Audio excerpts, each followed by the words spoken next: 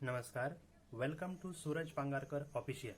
दोस्तों, आज हम एक सिंपल न्यूमेरिकल सॉल्व करने वाले हैं या एक नेटवर्क डायग्राम बनाने वाले हैं जो कि क्रिटिकल पाथ मेथड यानी सीपीएम पे बेस होगा। ओके, तो चलिए हम देखते हैं कि हमें गिवन क्या है। ओके, इससे पहले मैं आपको बता दूं कि लास्ट वीडियो में हमने ऑलरेडी सीपीएम का जो बेसिक थियरी है वह कंप्लीट किया था। आप वो थियरी देख लीजिए। ओके, तो चलो स्टार्ट करते हैं। देखिए हमें क्या गिवन डेटा है। चलो देखिए, from the activities given construct a network, second one is a find critical path and third one is a calculate project duration. Okay, तीन चीजें हमें कैलकुलेट करना है। पहले तो हमें नेटवर्क बनाना है, दूसरा है क्रिटिकल पाथ को हमें फाइंड आउट करना है और तीसरा हमें प्रोजेक्ट का पूरा ड्यूरेशन भी कैलकुलेट करना है। ओके, तो उसके लिए हमें एक टेबल दिया है। टेबल में हमेशा तीन कॉलम रहेंगे। पहले कॉलम में हमें दिया है operation A B C D E F करके। उसके बाद के कॉलम में हमें दिया है प्री ऑपरेशन का मतलब ऐसा होता है, चलो समझ लीजिए। देखिए, हम ऑपरेशन ए करने वाले हैं, तो प्री ऑपरेशन का मतलब होता है कि ये ऑपरेशन करने से पहले कौन सा ऑपरेशन कंप्लीट होना इंपॉर्टेंट है। जैसे कि अगर हमें ए ऑपरेशन करना होगा तो उसके पहले हमें कोई भी ऑपरेशन यानी प्री ऑपरेशन कंप्लीट होना जरूरी नहीं है।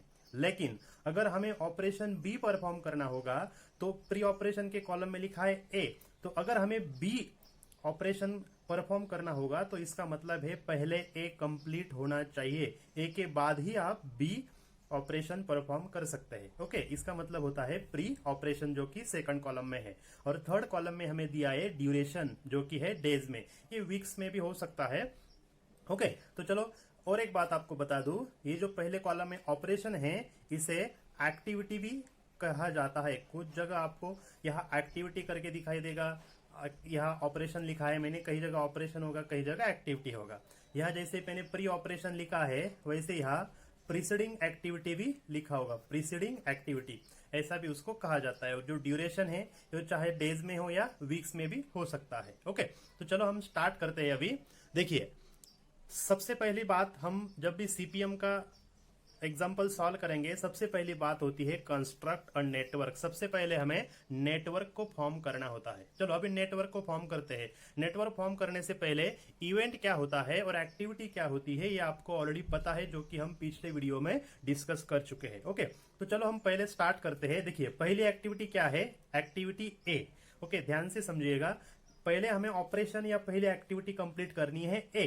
अगर हमें ए एक्टिविटी कंप्लीट करनी होगी तो उसके लिए प्री ऑपरेशन या प्रेसिडिंग एक्टिविटी है क्या, इधर कोई नहीं है। इसका मतलब है ए एक्टिविटी इंडिपेंडेंट है, वो डायरेक्ट हम ए से शुरुआत कर सकते हैं।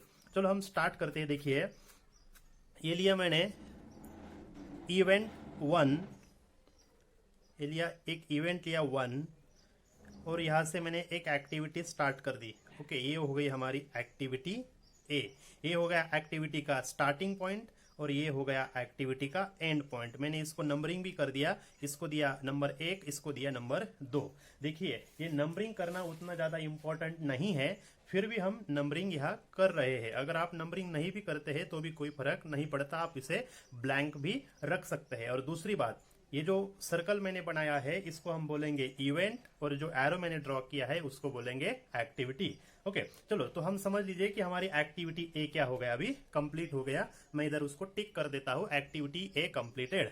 ओके, देखिए अभी एक्टिविटी कौन सी कंप्लीट करना है मुझे, एक्टिविटी बी।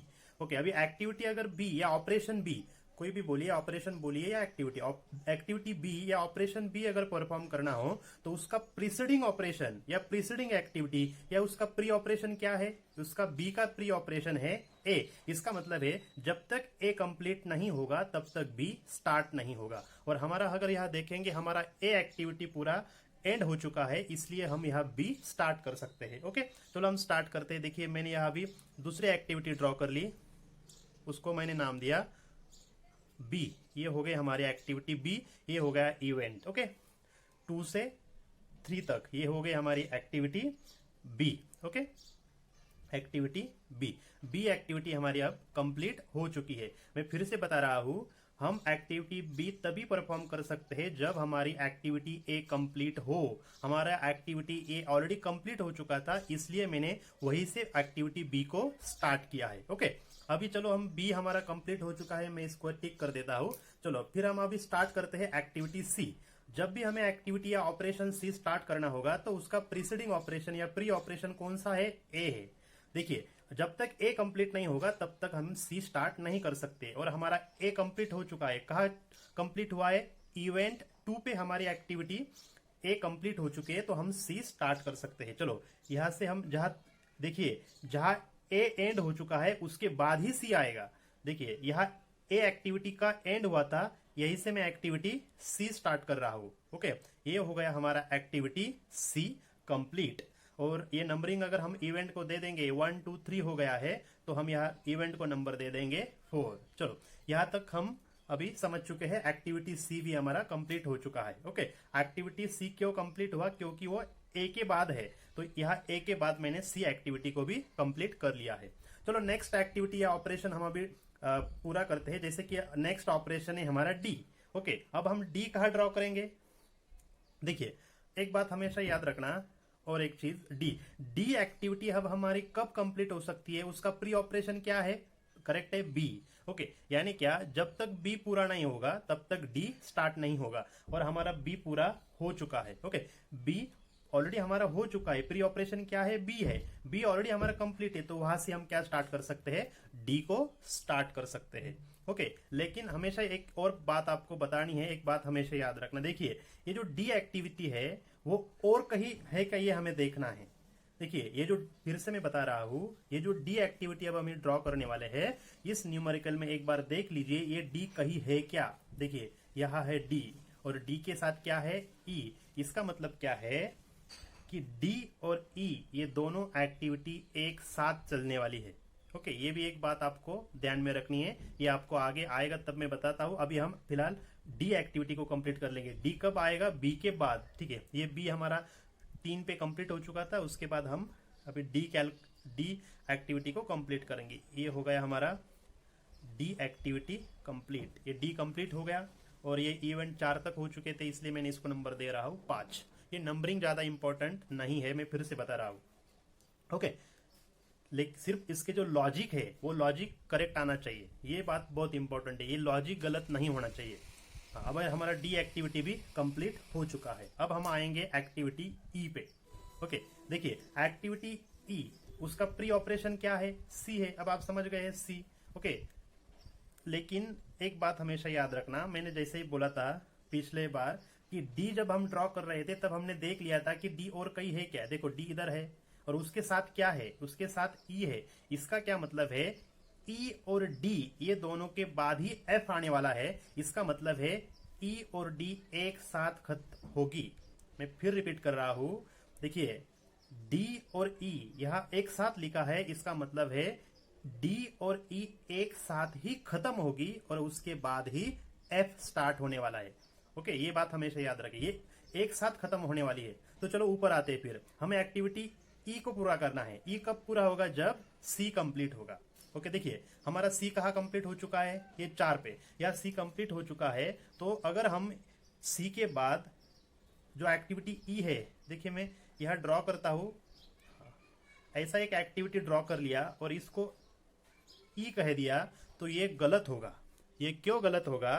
क्योंकि मैं फिर से बता रहा हूं, ई और डी साथ में एंड होना चाहिए, उसके बाद एफ आने वाला है। इसीलिए ये जो ई एक्टिविटी है जो कि सी के बाद आने वाली है, लेकिन ई और डी साथ में खत्म होगी। तो देखिए दोस्तों, ये सी के बाद आएगा। देखिए ये सी के बाद ई आएगा, सी के बाद ही ई ड्रॉ करेंगे, लेकिन ई और डी को साथ में खत्म करेंगे। ये ऐसे ड्रॉ आप हमें करना होगा। ये हो गया हमारा एक्टिविटी ई। ओके, और अब आप समझ रहे हैं, हमारा ई भी कंप्लीट हो गया। अब हमें ड्रॉ करना है एफ। एफ का प्री ऑपरेशन क्या है? ई और डी। यानी क्या? जहां ई और डी खत्म होता है वहां क्या शुरू होता है? एफ। तो हम यहाँ पे एफ ड्रॉ करने वाले हैं। ये हो गई हमारी एक्टिविटी एफ। ओके, और यहाँ इवेंट का नंबर हो गया हमारा 6। ये हमारी नेटवर्क डायग्राम कंप्लीट हो चुकी है। ओके, अब हमें क्या करेंगे? जो भी ड्यूरेशंस थे, ओके जो भी ड्यूरेशन थे वो भी इस एरो के ऊपर लिख लेंगे। जैसे कि ए एक्टिविटी को कितना ड्यूरेशन था, बराबर है, यह था 2, बी एक्टिविटी के लिए था 3, वैसे ही सी एक्टिविटी के लिए ड्यूरेशन था 3, सी इधर है तो यह मैं लिख लेता हूँ 3, ये होगा इधर डी एक्टिविटी का 4, ई का 3 और एफ एक्टिविटी का 4। ओके ये हो गया हमारा ड्यूरेशन भी हमने दे दिया है। हमारा पहला जो पॉइंट था नेटवर्क बनाना वह कंप्लीट हो चुका है। अब हमें फाइंड आउट करना है क्रिटिकल पाथ। अभी देखिए ये जो नेटवर्क डायग्राम बनाया है उसमें 2 पाथ बनते हैं। ये बहुत ही सिंपल एग्जांपल है, मैंने अंडरस्टैंडिंग के लिए लिया था। देखिए 2 पाथ यानी क्या, ये जो प्रोजेक्ट था ये प्रोजेक्ट हम 2 तरीके से पूरा कर सकते हैं। कैसे पूरा कर सकते हैं, देखिए पहले हम एक्टिविटी ए करेंगे, बाद में बी करेंगे, फिर डी करेंगे और बाद में एफ करेंगे, तो प्रोजेक्ट हमारा एंड होता है। या दूसरा रास्ता है, या तो हम ए करेंगे, बाद में सी, बाद में ई और बाद में एफ, ये भी कर सकते हैं। ओके तो क्या हो जाएगा, ये 2 रास्ते हमारे पास है, 2 पाथ हमारे पास है, वो हम लिख लेते हैं। चलो लिख लीजिए A to B to D to F, ये हो गया एक पाथ। और दूसरा पाथ है A to C to E to F, ये बन गए हमारे 2 पाथ बन गए। अब इसमें से हमें कौन सा फाइंड आउट करना है, क्रिटिकल पाथ फाइंड आउट करना है। अभी क्रिटिकल पाथ का मतलब क्या होता है, मैंने बताया था जो लॉन्गेस्ट पाथ होता है और जिसको ज्यादा टाइम लगता है उसी पाथ को हम कहते हैं क्रिटिकल पाथ। अभी इसमें से लॉन्गेस्ट तो दोनों सेम ही दिख रहे हैं, इसमें से लॉन्गेस्ट कोई भी नहीं है, लेकिन हम अभी उसका क्या कैलकुलेट करेंगे, टाइम। जिसका टाइम ज्यादा होगा वो क्या होगा, हमारा क्रिटिकल पाथ। ओके चलो ए बी डी एफ का टाइम निकालते हैं। ए बी डी एफ का टाइम क्या होगा, देखिए 2 + 3 + 4 + 4 कितना हो गया, यस करेक्ट, ये हो गया 13। यहां डेज में लिखा है इसलिए हम डेज लिखेंगे, वीक होता तो वीक लिखते, 13 डेज। और जो दूसरा पाथ है उसका क्या टाइम हो गया, 2 + 3 + 3 + 4, ये हो गया हमारा 12 डेज।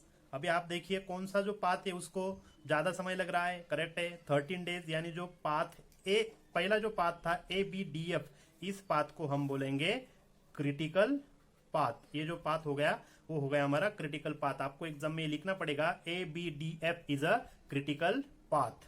ओके ये हो गया हमारा सेकंड पॉइंट कंप्लीट। और तीसरा पॉइंट था कैलकुलेट प्रोजेक्ट ड्यूरेशन। अभी इस प्रोजेक्ट को ज्यादा से ज्यादा कितने दिन लगने वाले हैं ये भी आपने ऑलरेडी कैलकुलेट कर रखा है, कितने 13 डेज, 13 दिन इस प्रोजेक्ट को कंप्लीट करने में हमें लगने वाले हैं। ओके इस प्रकार से सीपीएम का नेटवर्क एनालिसिस बनाया जाता है और उसका क्रिटिकल पाथ निकाला जाता है और बाद में उस प्रोजेक्ट का ड्यूरेशन कैलकुलेट किया जाता है।